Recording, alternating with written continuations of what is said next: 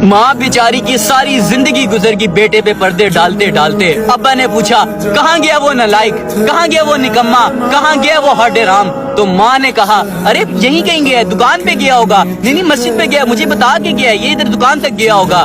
घर में कभी लड़ाई हुई तो माँ बेचारी ने अपने बेटे के हिस्से के थप्पड़ भी खाए, अपने बेटे की मार भी खाई, गालियां भी सुनी, क्या कुछ बर्दाश्त नहीं किया।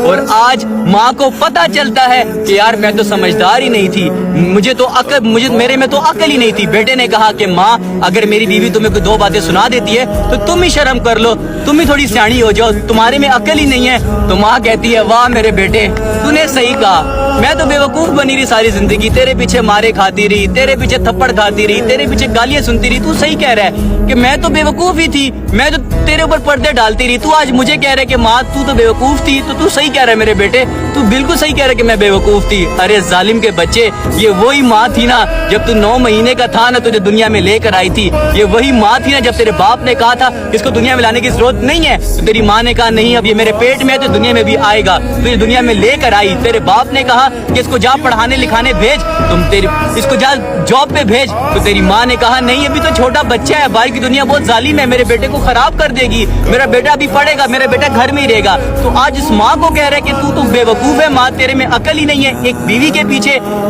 पीछे अपनी माँ को भूल गया, अपनी माँ की कुर्बानी को भूल गया। तो माँ जब सोचती है ना कि यार वाकया मैं समझदार नहीं थी, मैं तो बड़ी बेवकूफ थी, तो बेचारी बिखर जाती है, बेचारी टूट जाती है कि मैंने इस औलाद के पीछे क्या कुछ नहीं बर्दाश्त किया। एक माँ अपने बच्चे के पीछे क्या कुछ नहीं बर्दाश्त करती यार, अपना घर छोड़ देती है, सब कुछ बर्दाश्त करती है।